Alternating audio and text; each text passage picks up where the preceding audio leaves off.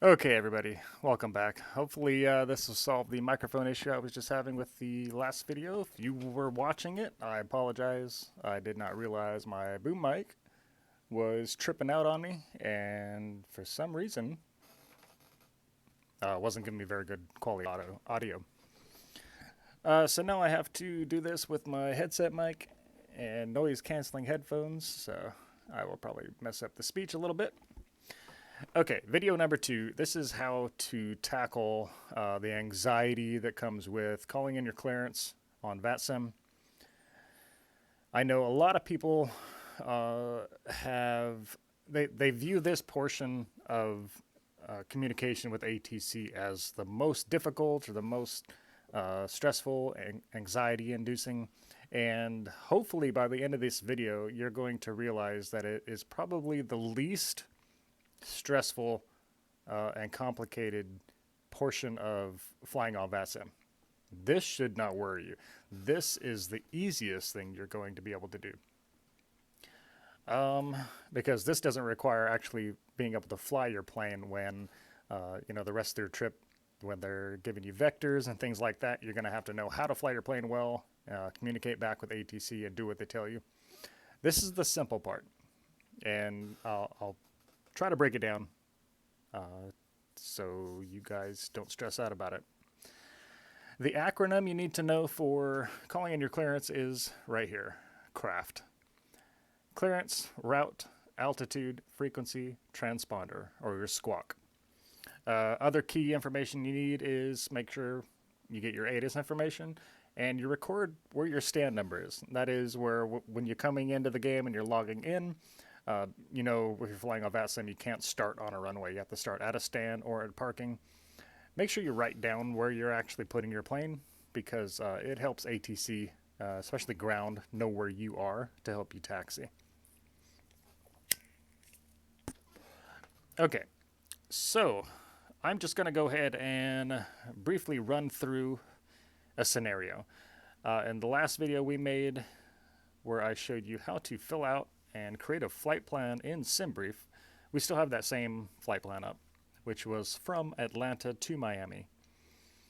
Your craft information, 5 parts. 3 of them you already have. So when you call up to ATC to get your clearance, you're only looking for 2 numbers from them. Everything else you already know they're going to say. And I'll explain why. Your clearance. This is basically where you're going. So if we're flying to Miami from Atlanta, our clearance is to Miami. So on a scratch piece of paper, I always recommend just keep a scratch pad next to you when you're flying. Write down CRAFT diagonally, or not diagonally, vertically, like this on a piece of paper, and over here, just wherever you're going. So we'll just type in Miami real quick. Now on our flight plan here, at the route information, we know that after we leave runway 27 right, we're heading off on our Bang 2 SID with a luck transition. That is our route. So we would just type that exactly over here. Bang 2 luck. Altitude. If you use Navigraph, you have the ability to look up your chart or use a website and look up the chart. For the SID of Bang 2, it will tell you on the chart. If you're leaving 27 right, it'll have all the procedures you're going to follow, and it'll tell you basically what the altitude is you're going to be climbing to once you depart the runway. This doesn't change that often, but ATC can change it, so I do usually just leave it blank. I'll just kind of keep whatever altitude it was in the back of my head. Our frequency. And when you log into VATSIM, it's not going to let me, I don't have the simulator running, but if you connect and then you have this checked right here where it says connect in observer mode, when you connect, ATC can't see you, but you can hear all the radio chatter. You can't talk. It's basically just observer mode, just like it says. So this is a good way to go ahead and log in before you're talking to ATC in this mode. And then you know when you log in, if you're in Atlanta and Atlanta is online, their frequencies are going to pop up here. And what you're looking for is the departure frequency. That's going to be this frequency right here. If departure's not on, it would go up to the next highest. So it would be centers who you would contact after you left tower's radius. If nobody's online, they're just going to tell you to contact, well, not contact anyone. You're just going to switch to Unicom, which is 122.8. But let's say there was a frequency here, and that frequency was 132.5. That's, you know, that's the frequency they're going to tell you when they give you the read-in. And your transponder code, just make sure when you log back in, you uncheck that box so that they can see you. Your transponder's code, your squawk, this is really the only information you don't know. Altitude, it'd probably be the same, whatever it is on the chart. But this one is the only one you don't know. So when you're calling in for clearance and they're communicating back to you and you're hearing that long spiel, there's only two numbers you're looking for: altitude, transponder. Everything else you have. So let me give you an example. If I was calling into clearance, let's say I listened to my ATIS information and ATIS was whiskey for W, and I started on stand Delta 11. That was my starting position at the airport. I have everything I need to call in. And what you're going to want to call in is something like this. Atlanta clearance, good day. Delta 778 is at stand Delta 11 with information whiskey requesting IFR clearance to Miami.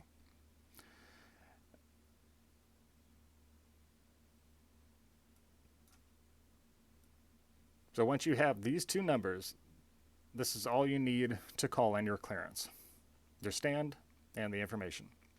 Atlanta clearance, good day. Delta 778, which is me, is at stand Delta 11 with information whiskey requesting IFR clearance to Miami. They're going to call back: Delta 778, good day, clearance delivery. You are clear to Miami via Bang 2 departure, luck transition, climb and maintain 10,000 feet, expect flight level 370, 10 minutes after departure. Departure frequency 132.5, squawk 3507. And the only two numbers you needed were that climb and maintain 10,000 feet and your squawk, which is 3507. So when you read back to them, you're just reading down this list. So again, you would start out the same way: Atlanta clearance, good day, or you don't have to say good day again, but Atlanta clearance, Delta 778 is clear to Miami via Bang 2 departure with a luck transition. Altitude would be climb and maintain 10,000 feet, expect flight level 370, 10 minutes after departure. Frequency is 132.5, squawk 3507. So that was it. And they're going to read back to you, or come back to you and say, read back correct, contact ground when ready to taxi, or something to that nature. They all say something a little bit different, but that's the last time you're going to have to talk to clearance. So to recap, you already have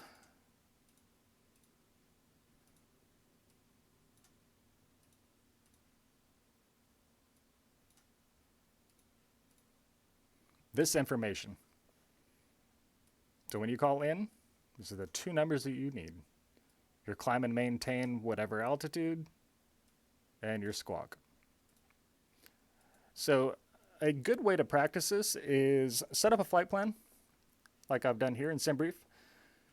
Go ahead and write down on a scratch piece of paper, CRAFT, which is your acronym.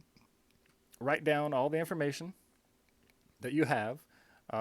If you want to hop into vPilot and observer mode, get the frequency just to be more accurate for wherever you're flying out of, and just practice saying this. I'll put it back on the screen so you see the conversation with ATC. You're going to say, Atlanta Clearance, good day, Delta 778, as it stand Delta 11 with information whiskey requesting IFR clearance to Miami. Delta 778, good day, clearance delivery. You're clear to Miami via Banks 2 departure. Luck transition, climb and maintain 10,000 feet. Expect flight level 370, 10 minutes after departure. Departure frequency 132.5, squawk 3507. Now, all that anxiety comes from hearing this whole paragraph. And really, you're looking for that and that. And that's it. So just practice communicating.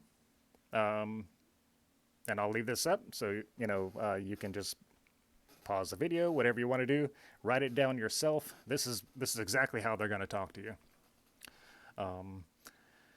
And just practice your read back, which is basically the same thing, all written right here. And you don't need all these words. So it would be Atlanta Center, Delta 778 is clear to Miami via Bang 2 departure, Luck transition, climb and maintain 10,000 feet, expect flight level 370, which is your flight level right here. 10 minutes after departure.